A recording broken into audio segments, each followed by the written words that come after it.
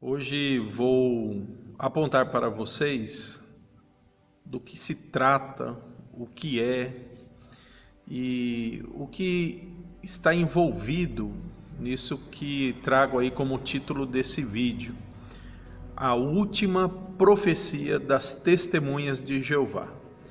Começo explicando que não é última no sentido de que não haverá mais. Esta religião provavelmente é uma das que mais, se não a mais, se arriscou em datas, previsões, profecias, e todas elas frustradas, né? Deve-se lembrar também que muitas datas não eram apenas profecias de acontecimentos futuros, mas de entendimentos proféticos que eles mudaram também. Então, a liderança das testemunhas de Jeová tem no seu histórico datas, muitas datas, onde eles disseram que certa coisa estava acontecendo espiritualmente, ou que certa coisa aconteceria, que certa profecia se cumpriria, e o tempo, como é o maior inimigo dos falsos profetas, acabou humilhando as previsões do corpo governante ou do escravo fiel e discreto, conforme se intitula a liderança das testemunhas de Jeová. Infelizmente, alguns, no afã de defendê-los, dizem: mas os apóstolos também tiveram expectativas de que o fim viria em seu tempo. Olha, que todos nós esperamos a vinda de Cristo em nossa vida, isso não é nenhuma novidade e nenhum erro. É assim que a Bíblia nos adverte a ter isso, né? Estar vigilantes e sempre prontos em vida, em nossa vida, que o fim virá, mas é bem diferente de marcar datas. Nesse vídeo eu quero trazer alguma explicação para que você entenda do que se trata essa última profecia, e vou mostrar para vocês algumas mudanças, mas como ainda continua, né, uma profecia ainda sendo alimentada no meio das testemunhas de Jeová. É muito curioso que às vezes os que têm consciência das várias datas passadas, eles dizem: olha, mas nós aprendemos, né? Detalhe, as testemunhas de Jeová se incluem nessas previsões, mas elas não são responsáveis pelo cálculo dessas profecias. Tudo que a liderança das testemunhas de Jeová ordena, a comunidade tem que obedecer. No entanto, nós devemos também lembrar que as testemunhas proclamam isso de casa em casa. E se desculparmos apenas o fato delas estarem totalmente submissas à sua liderança, podemos também perder uma referência muito clara de que as profecias, falsas profecias, seriam proclamadas, né, no tempo que vivemos. E infelizmente a comunidade como um todo das testemunhas de Jeová acaba indo de casa em casa ou entrando em contato com outros e proclamando essas profecias. Não vou falar sobre elas agora nesse vídeo. Eu quero que você entenda o que é essa última profecia. Vamos lá. As testemunhas de Jeová, desde a década de 30, por causa dos seus líderes, adotaram uma interpretação a respeito da esperança de salvação. Essa esperança da salvação dividiu em dois grupos aqueles que seriam salvos. Para o céu, os 144 mil, que vão herdar o reino celestial, nasceram espiritualmente e são selados para morarem com Cristo no céu e serem reis com Ele. Esses são chamados de ungidos. E o outro grupo, a maior parte hoje, portanto, são daqueles chamados os mansos, que herdarão a terra. Pessoas que viverão para sempre aqui no paraíso terrestre, como Adão e Eva viviam, né? Não nos mesmos modelos, mas para você entender. Então eles separaram, né, duas esperanças, né? A vida eterna, então, tem a vida eterna celestial e a vida eterna terrestre. Acontece que esse primeiro grupo de 144 mil, diz a liderança TJ, que começou a ser escolhido desde quando o Espírito Santo foi derramado em Atos capítulo 2. Portanto, após a morte de Jesus, começou a escolha da chamada celestial. Antes, ninguém que morreu antes do Pentecoste vai para o céu, né? Nem Abraão, nem Daniel, nem Isaías, nem João Batista, eles todos vão viver na terra. E então eles entendem que a chamada celestial começa. Então, ao passar as eras, tendo um ou outro dessa esperança celestial no decorrer desses anos que eles dizem de apostasia, surgiu o grupo Estudantes da Bíblia, sob a liderança de Charles Russell, e ali onde Deus começou a restaurar a adoração e retomou a chamada celestial. A chamada celestial já teve algumas datas, né, em que eles disseram que encerraram. Se não me engano, a primeira vez, posso estar enganado, mas estou aqui tentando abusar aqui da minha memória, né? Mas eles já disseram que a chamada celestial teria terminado em 1881, né? Depois eles teriam mudado para 1920, 1930 e por fim 1935. Essas datas eram expressões em que eles diziam: olha, pode acontecer que acabou a chamada celestial e a partir de agora o fim pode chegar a qualquer momento, né? Tinha muita coisa assim que eles disseram. Essas datas que eu mencionei para vocês, eu estou tentando aqui lembrar que eu li algo no livro Crise de Consciência, de Raymond Franz, e também outras referências. Por exemplo, 1931 também, em uma edição antiga de um livro, Seja Deus Verdadeiro, eles tinham colocado 1931, depois eles mudaram para 1935. Daí, por último, eles tinham o entendimento seguinte, que em 1935 acabou a chamada celestial. Dali para frente, todos que se chegassem à torre de vigia, aos ensinos da torre de vigia, iriam fazer parte dos salvos que iam viver na terra. Daí, com o fim dessa chamada celestial, o número de pessoas que eles diziam que faziam parte dos 144 mil, girava em torno lá de 1935, entre 55 mil pessoas. Como é que eles identificam isso?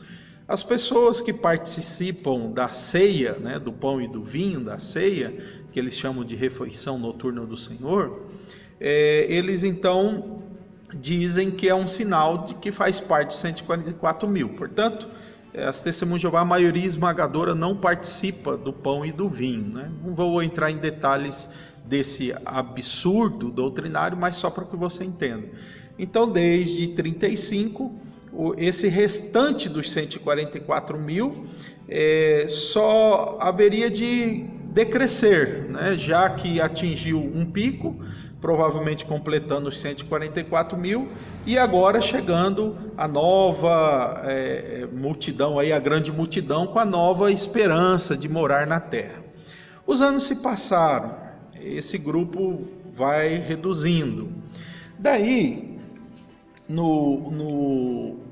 nas suas várias publicações, eles se envolveram em tentar prever o fim do mundo em torno do ano de 1975, dizia que era muito apropriado se Jeová trouxesse o fim do mundo em 1975, por causa dos 6.000 anos dos cálculos deles, né, de história humana. Depois eles se arriscaram com a questão da geração de 1914, que tinha nascido em 1914, depois mudou isso também.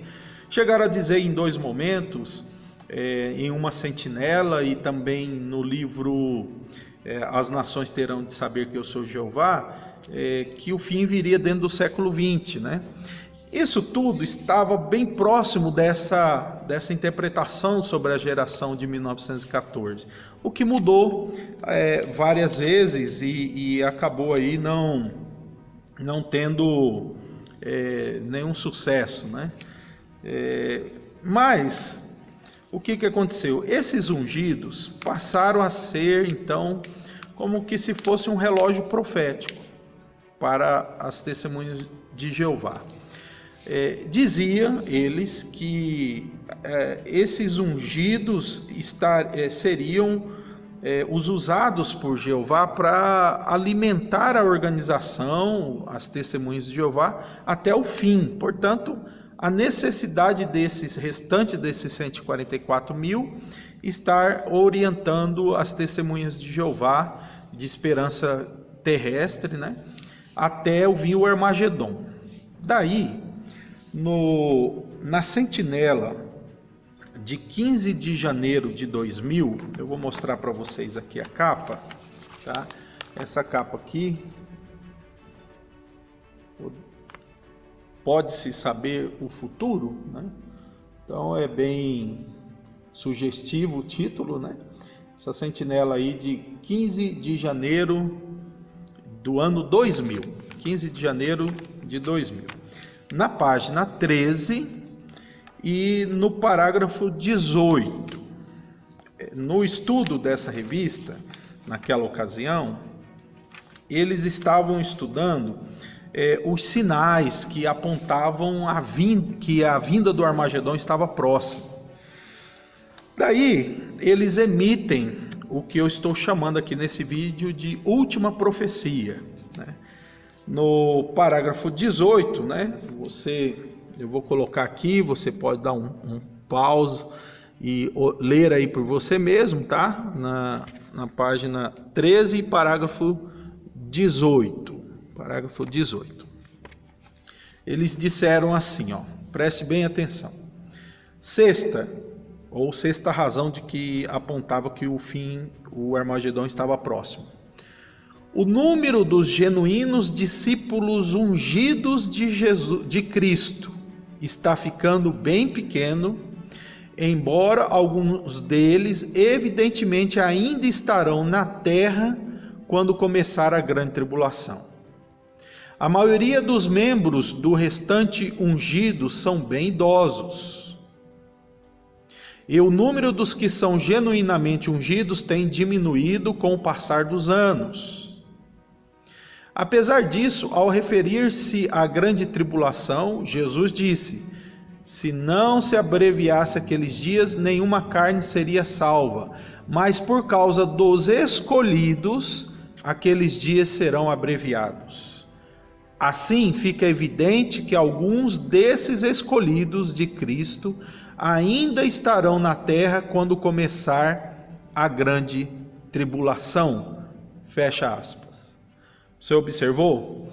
Aqui eles apresentaram a ideia de que antes de morrer o último ungido, o fim do mundo viria. Nesse ano, cerca de 8.000 pessoas, no ano 2000, cerca de 8.000 pessoas participaram do pão e do vinho na comemoração da morte de Cristo, ou na nossa linguagem, na ceia. Pode ser que um pouco mais ou menos, mas eu estou aqui só dizendo em linhas gerais. Então, se a chamada celestial encerrou em 1935 e no ano 2000 tinha cerca de 8.000 ungidos e a maioria idosos, haja vista que de 35 a 2000 eram 65 anos corridos, né? E se eles já eram Testemunho de Jeová naquela época, então estavam todos aí, no mínimo com 75, 80, 85 anos, né? Por aí, pelo menos em torno disso. Então estavam ficando bem idosos, ou seja, então o fim estava bem próximo. Então essa era uma profecia das Testemunhas de Jeová. Pois bem, no ano 2005, enviei para a Torre de Vigia uma carta perguntando se essa previsão não se cumprisse, tal como tantas outras datas não se cumpriram, né? Se eu mencionar aqui datas desde Russell, datas com expectativas proféticas, bem como também com interpretações proféticas, nós temos 1874, que era a presença de Cristo, mudou para 1914, 1878, que era a ressurreição celestial, mudou para 1918, 1881, que era aí, né, a chamada celestial, mudou para a década de 30, depois teve 1914, que era para ser o fim, o início dos tempos do gentio, aliás, o fim dos tempos dos gentios e início do Armagedon, nada aconteceu. 1918 ia acontecer alguma coisa, não aconteceu. 1920 dizia que as repúblicas desapareceriam, também não aconteceu. 1925, a ressurreição dos mortos, né, como pregavam, milhões que agora vivem, jamais morrerão, nada aconteceu, mas mesmo assim compraram uma mansão para receber os mortos, isso lá em 1929. Depois, no ano de 1939, disseram que faltava alguns meses para o Armagedon, passou já muitos anos, nada. Veio 75, também nada aconteceu. A geração de 14, nada aconteceu. Aliás, que a geração de 14 teve várias mutações, né? E ainda vou mencionar mais uma hoje. Nada aconteceu. E o próprio século 20, né? Que nada aconteceu, que viria o Armagedon. Então, diante disso tudo, eu perguntei para a Torre de Vigia se essa nova informação, ou se essa profecia dita de forma tão clara, e isso foi pregado em um congresso anterior, e se os ungidos morressem e o fim não viesse? O que a Torre de Vigia respondeu, né? O que eu posso colocar aqui para vocês, né? Aqui está a tarja, né, da Torre de Vigia. O que ela respondeu, né? Depois de fazer um resumo, que a interpretação está de acordo com tudo que já foi publicado, eles dizem assim: mas como pergunta, e se essa expectativa quanto aos ungidos não se cumprir, e todos morrerem, e antes de vir o fim? Aí eles respondem, observe só a resposta deles. Nesse respeito, as expressões de irmãos maduros dos tempos modernos talvez o auxiliem com a forma correta de encarar determinadas situações.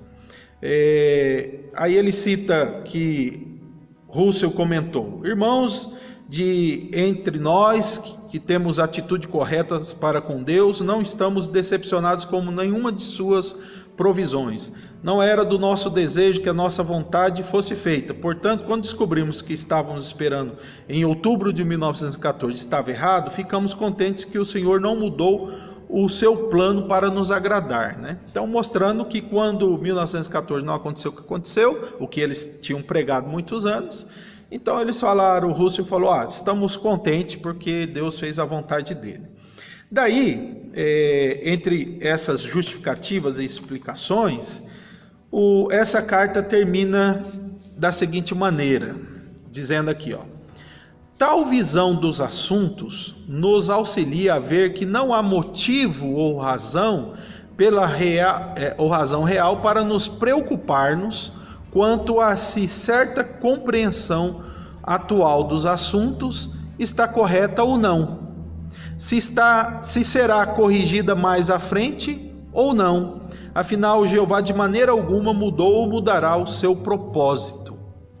Observe só que eles responderam o seguinte: olha, não precisa se preocupar se isso vai se cumprir ou não, se vai ser assim ou não, ou se nós vamos acabar tendo que mudar esse assunto ou não. Olha só como que esse pessoal brinca com a fé de outros, né?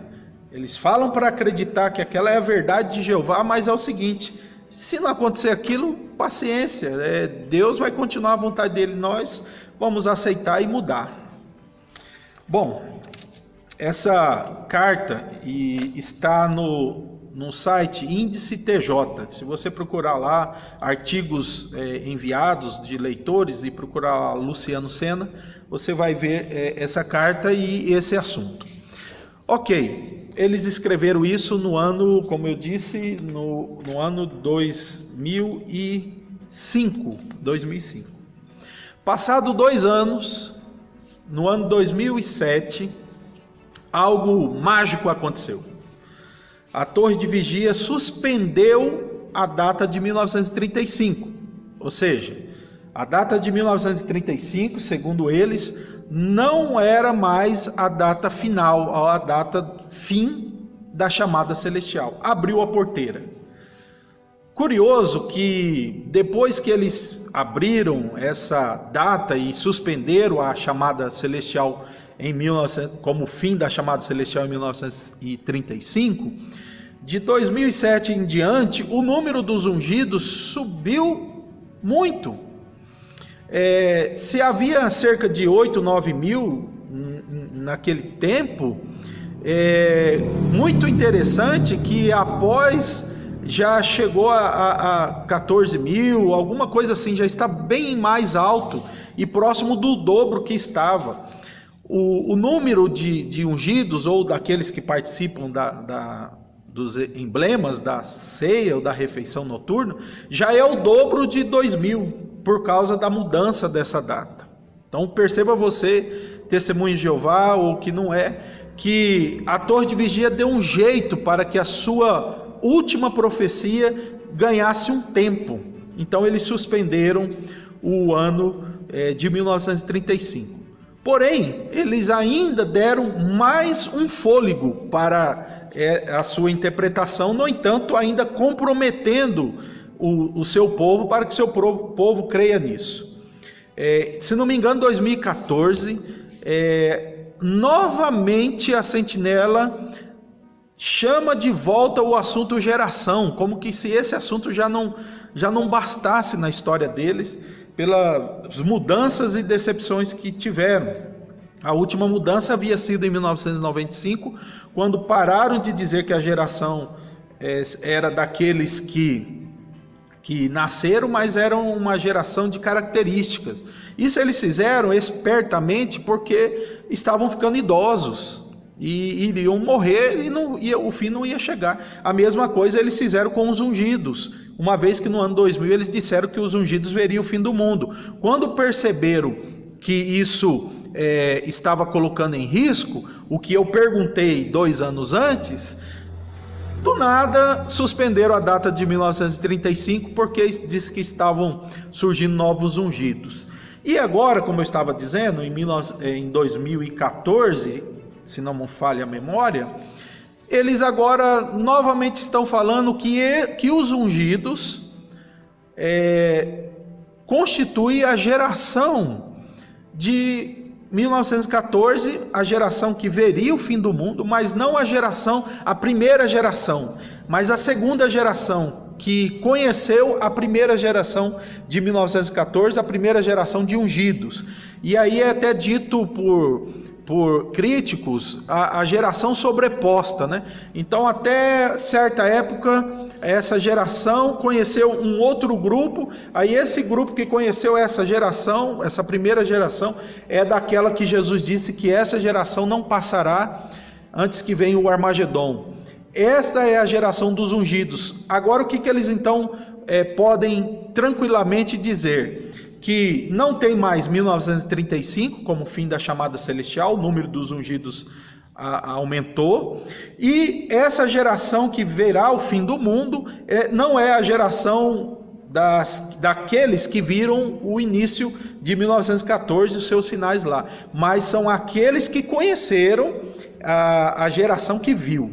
É evidente que quando um falso profeta, uma organização, começa a tentar fazer o que Jesus disse que não era para fazer, né? Quando os apóstolos perguntaram: é nesse tempo que estabeleceste o reino a Israel? Jesus falou para eles: não vos cabe saber os tempos e as épocas que o Pai resolveu por sua própria decisão e jurisdição. O mesmo Jesus disse que daquele dia e hora ninguém sabe. E essa organização teima, continua arriscando e colocando o seu povo e a crença do seu povo para apoiar essa interpretação. Portanto, a última profecia é a profecia dos ungidos, e sabemos que eles já deram um jeito para que esse número se estenda e eles não tenham novamente problemas, pelo menos tão cedo.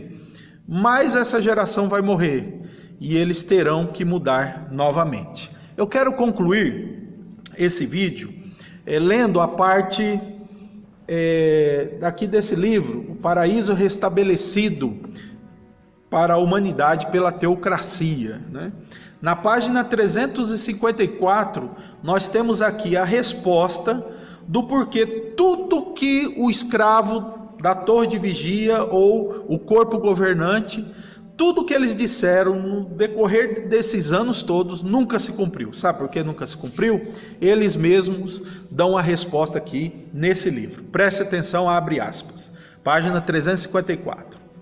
Jeová, o Deus dos verdadeiros profetas, envergonhará todos os falsos profetas, quer por não cumprir a predição falsa de tais pretensos profetas, quer por cumprir suas próprias profecias de modo oposto ao que os falsos profetas predisseram. Os falsos profetas procurarão ocultar os seus motivos de sentir vergonha, por negar quem realmente são. Procurarão evitar ser mortos e declarados espiritualmente mortos pelos adoradores leais de Jeová. Ele predisse, e aqui continua. Então observe aí o que foi dito. Jeová cumpre de modo oposto e Jeová não cumpre aquilo que os falsos profetas predizem, tá? Está nesse livro. Jesus falou e nos advertiu para tomarmos cuidado, porque nos últimos tempos surgiriam falsos profetas dizendo: eis o tempo, e a palavra dele se cumpriu. Eu espero que você, testemunho de Jeová, pare de entregar a sua vida e crenças para essa organização. Como já foi dito em um vídeo muito conhecido aí na internet, é uma organização de falsos profetas. E você, que sabe dessas mudanças proféticas, não ache que não vai ter responsabilidade diante de Deus. Sim, você terá. Você está sabendo disso. Que Deus ilumine você e que Deus fortaleça você, cristão, para manter-se firme contra os falsos profetas. Deus abençoe a todos. Obrigado por assistir. E se quiser e desejar compartilhar o vídeo, eu agradeço. Deus abençoe a todos.